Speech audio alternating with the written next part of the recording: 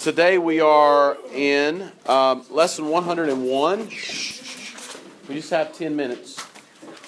All right, so I want to finish. I don't have time to tell you guys to repeatedly be quiet. Stop holding hands or anything like that. So I just need you to stay focused. And we'll go from there. All right, solving multi-step absolute value inequalities. Now, what do we mean by absolute value inequalities?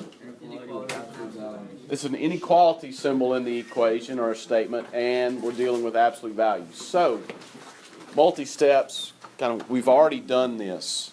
We're just adding another step to the process. Okay? Now, we need to review a couple of things. When we are solving absolute value inequalities, they're always split into compound inequalities involving and or. Okay? So we're going to always split absolute value inequalities into two.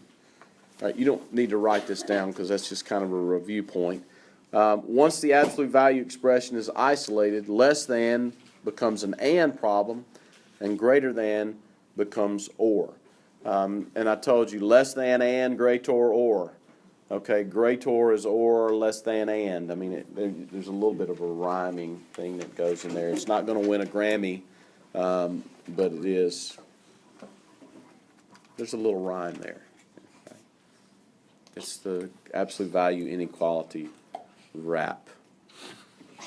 Less than and, greater or. Okay. All right. So here's an example of this. Solve and graph this inequality. And again, when we're graphing compound inequalities or when we're solving compound inequalities, the graph is the end game. We want to see the solution set on the graph. When you get into Algebra 2, you're going to want to see the solution set in interval notation. Okay? But here is graph. It's kind of where we stop. So 2 times the absolute value, it seems like we have, but we've not done it with multiple steps involved. First thing we have to do here is what? Subtract 3. And when we subtract 3, we are left with 2 times the absolute value of x is less than 8. And then we divide both sides by 2, and we get absolute value of x is less than 4. Now, because it's an absolute value inequality, it's going to split into 2 once we have the absolute value isolated. And a couple of you made some mistakes on the absolute value equations that were on the last test because you didn't split it properly. All right, this splits at this point into which 2 inequalities? X is less than 4 and x is greater than negative 4. That's the 2 inequalities that we get from this. And that's going to graph this way. To graph an and problem, we're going to go above the number line. We've got negative 4, and 4 here is greater than negative 4 would look like this. Less than 4 would look like this. So these 2 inequalities are going to cross over each other between negative 4 and positive 4, and our solution set is going to look like this. And problems, we're looking for intersection, right? Right, Jay? For and problems, we're looking for crossover. Where did the 2 graphs cross over each other? Okay? That's again, this seems very reviewish because it is. What would we do here? Let's don't work this one. We're going to skip this one. Isolate the absolute value. We would add 4, multiply by 5, right? And we get absolute value of x is greater than 10. Okay, so we would get absolute value of x is greater than 10, and that splits into 2 different problems. What are the 2 problems? X is greater than 10, x is less than negative 10. Or, okay, somebody said and, x is less than negative 10. How do you graph an or problem? You just graph those on the same number line together. Now, be careful that you get into the trap of saying it goes out. Sometimes they'll overlap each other. So always just graph them together and don't just put the 2 numbers and then shade out. But we're, because you can mess yourself up there. Let's work this one. Negative 10 times the absolute value of x. I know I just kind of shaded right over the top of that other one. We're working letter C here. What would we do here? Subtract 54 from both sides. And that's going to give us negative 10 times the absolute value of x is greater than or equal to negative 75. Is that right? Is that going to have no solutions or anything like that? No, because we still have to get the absolute value part by itself before we can make that assessment, right? So I still have to divide both sides by negative 10. Alarms ought to be going off. That's exactly right, Buchanan. Because we're dividing both sides by negative 10, I need to flip the inequality symbol. That gives me 7.5. Absolute value of x is less than or equal to 7.5.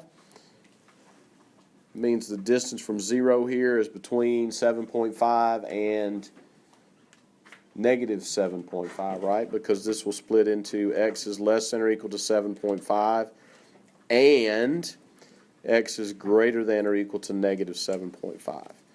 And the rest of this is review. You know how to graph the and problems and find the overlap. Okay? Let's look at another one. Let's just set this one up. We won't finish solving it because you know how to do that part of it. What would we do first here, Jay Bird? Add 1 to both sides. Add 1 to both sides, and that would give us absolute value x plus 5 is greater than 8.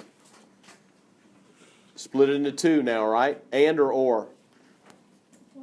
Or, because greater is or. X plus 5 is greater than 8. Or x plus 5 is less than negative 8.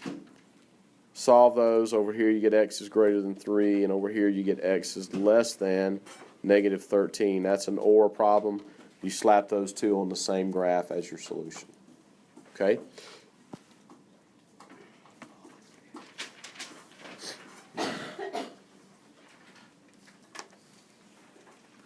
These have multi-steps involved. Let's do A. We won't do B. What would we do first on number A?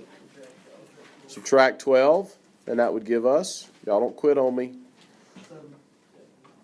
x over 3 minus 2 in absolute values is less than or equal to 7.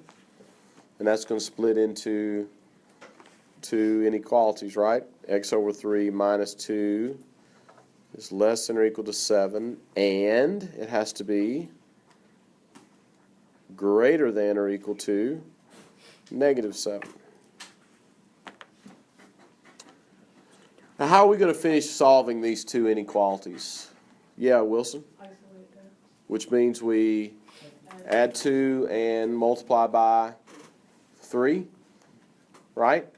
So when we do that on first inequality, we get x is less than or equal to 27, and x is greater than or equal to negative 15. Is that right? And those will overlap between negative 15 and positive 27. All right? I'll let you guys struggle through that problem on your homework. There's your homework for tonight.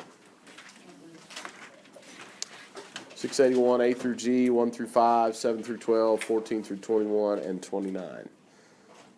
Pretty soon, guys, probably Wednesday, we're going to start dealing with our project for this semester, our honors project. And since we don't have homework on Wednesdays, probably next 4 or 5 Wednesdays after this one will be devoted to working on that project during class. So we'll talk about it this week, and then you guys, most of the work that you'll do will be done in class on your project for this week. Probably going to do it in pairs. I haven't decided who the pairs will be. You're picking? I've kind of decided who some of the pairs won't be. You try. Brunette Jackson. Yeah. Yes, sir.